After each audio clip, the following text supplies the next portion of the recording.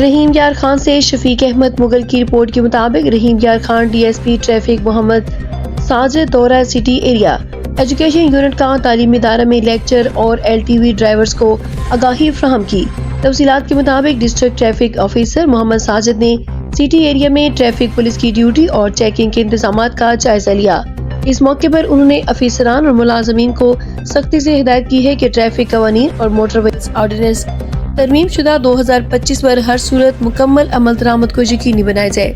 District traffic officer نے واضح کیا کہ دوران ڈیوٹی شہریوں کے ساتھ شائستہ اور اخلاقی رویہ اختیار کیا جائے تاکہ عوامی اعتماد کو فروغ دیا جا سکے۔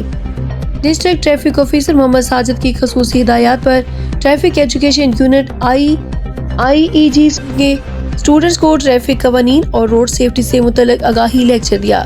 روڈ سیفٹی اور ٹریفک قوانین کے پمفلٹس کی تقسیم کی گئی۔